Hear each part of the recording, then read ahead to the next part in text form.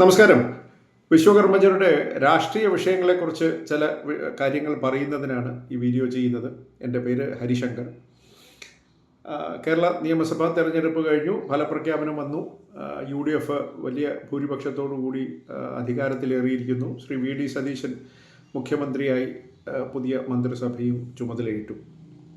പതിവ് പോലെ ഇത്തവണയും മന്ത്രിസഭയിലെന്നല്ല, നിയമസഭയിലും വിശ്വകർമ്മജരുടെ പ്രാതിനിധ്യം ഇല്ല എന്നത് ഒരു പരിതാപകരമായ കാര്യം ആണ്. പല വർഷങ്ങളായി ഈ ഒരു അവസ്ഥ നമ്മളെല്ലാവരും അനുഭവിച്ച് വരികയാണ്. 70 വർഷത്തിനിടയ്ക്ക് വളരെ ചുരുക്ക അവസരങ്ങളിൽ മാത്രമേ വിശ്വകർമ്മജർക്ക് നിയമസഭയിൽ കടക്കാൻ സാധിച്ചിട്ടുള്ളൂ. അതിലേറ്റവും അവസാനവും പ്രാധാന്യമുള്ളതും ശ്രീ TU രാധാകൃഷ്ണൻ സാർ. അദ്ദേഹം UDFൻ്റെ സമുന്നതനായ നേതാവാണ്. അദ്ദേഹം 2001 ആ കാലഘട്ടത്തിൽ നടന്ന 98 തോന്നുന്നു, അദ്ദേഹം നിയമസഭയിൽ ജയിച്ച് MLA ആയിരുന്നു. അതിനുശേഷം നമുക്ക് നമ്മുടെ പ്രതിനിധിയെ നിയമസഭയിൽ എത്തിക്കാൻ സാധിച്ചിട്ടില്ല. പക്ഷേ ഇത്തവണ വളരെ പോസിറ്റീവായിട്ടുള്ള ഒത്തിരി ഘടകങ്ങൾ വിശ്വകർമ്മജരെ സംബന്ധിച്ച് നടക്കുന്നുണ്ട്. അതിലേറ്റവും പ്രധാനം ഈ വിശ്വകർമ്മജരുടെ പ്രധാനപ്പെട്ട 2 സംഘടനകളായ VSSഉം AKVMSഉം. VSSൻ്റെ president Shri TU Radhakrishnan sir മുൻകൈ എടുത്തിട്ട് ഒരു UDFന് പിന്തുണ കൊടുക്കുന്ന ഒരു നിലപാട് തെരഞ്ഞെടുപ്പിന് മുന്നോടിയായി VSS എടുക്കുകയും AKVMSൻ്റെ പ്രധാന ഘടകങ്ങൾ അതിനോട് യോജിക്കുകയൊക്കെ ചെയ്തു. അതുകൊണ്ട് തന്നെ UDF സർക്കാരിൽ വിശ്വകർമ്മജർക്ക് മികച്ച ഒരു സ്വാധീനം ഉള്ളൊരവസ്ഥയാണ് ഇപ്പോഴുള്ളത്. നമ്മുടെ ഏറെ നാളത്തെ ആവശ്യങ്ങളായ സ്കൂള്, കോളേജ് തുടങ്ങിയ കാര്യങ്ങളും വിശ്വകർമ്മ ജയന്തി സെപ്റ്റംബർ 17 വിശ്വകർമ്മ ദിനം, വിശ്വകർമ്മ ദിനം പൊതു അവധിയാക്കുന്നതിന് ഉൾപ്പെടെയുള്ള നമ്മുടെ ആവശ്യങ്ങൾ നടത്തിയെടുക്കാനായിട്ട് സാധിക്കുമെന്ന് തന്നെ കരുതുന്നു.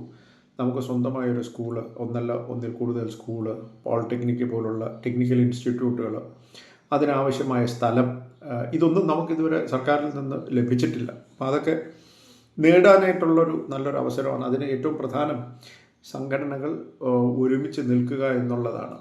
ഈ UDF ജയിച്ചു കഴിച്ചതിന് പിന്നാലെ ഈ ചെറിയ ചെറിയ സംഘടനാ നേതാക്കൾ, ഞാൻ ആരെയും കുറച്ച് കാണുന്നില്ല, പക്ഷേ യാഥാർത്ഥ്യം പറയുകയാണ്, അവർ ഓരോരുത്തർ പോയി ഈ സർക്കാരിൻ്റെ മുന്നിൽ ഞങ്ങൾ ഇന്ന ആവശ്യമുണ്ടെന്ന് പറഞ്ഞു ഒരേ ആവശ്യം പല സംഘടനകൾ കൊണ്ടുപോയി സർക്കാരിൻ്റെ മുന്നിൽ കൊടുക്കുന്ന ആ പ്രവണത നമ്മുടെ നേതാക്കൾ ഒഴിവാക്കിയില്ല എങ്കിൽ ഈ ഒരു മികച്ച അവസരം നമുക്ക് വീണ്ടും നഷ്ടപ്പെടും.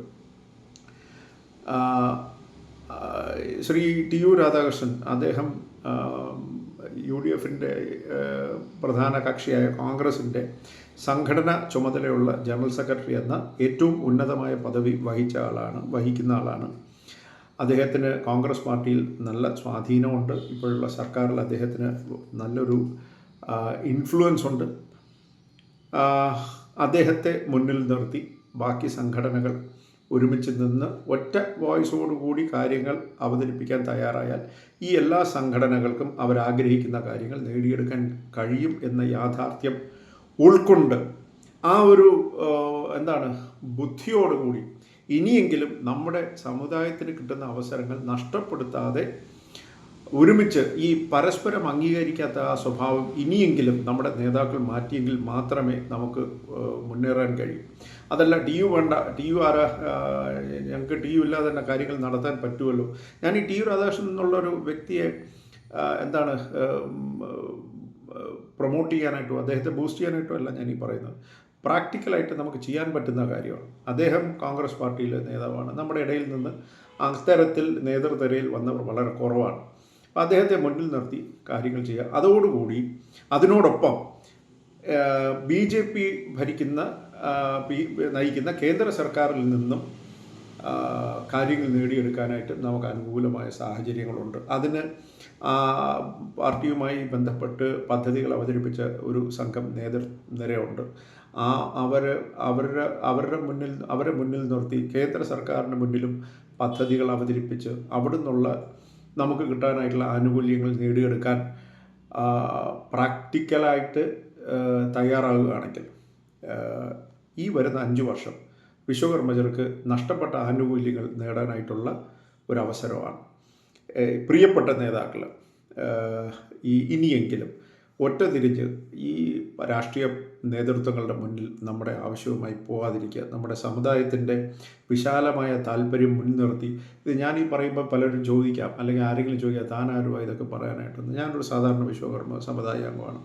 ഈ നമ്മുടെ നേതൃത്വങ്ങളുടെ നമ്മുടെ പല സംഘടന, ഈ ചില ചെറിയ സംഘടനകൾ പോലും തീരെ ഉത്തരവാദിത്വമില്ലാതെ ഈ പ്രവർത്തിക്കുന്നത് കൊണ്ട് നമ്മുടെ സമുദായത്തിന് കിട്ടാനായിട്ടുള്ള വലിയ അവകാശങ്ങൾ, നമ്മുടെ ന്യായമായ അവകാശങ്ങൾ നഷ്ടപ്പെട്ടു പോയിട്ടുണ്ട്. ഇനിയും അത് തുടരാതിരിക്കാനായിട്ടുള്ള പ്രായോഗിക ബുദ്ധി എല്ലാവരും കാണിക്കണമെന്ന് അഭ്യർത്ഥിക്കുന്നു. നന്ദി.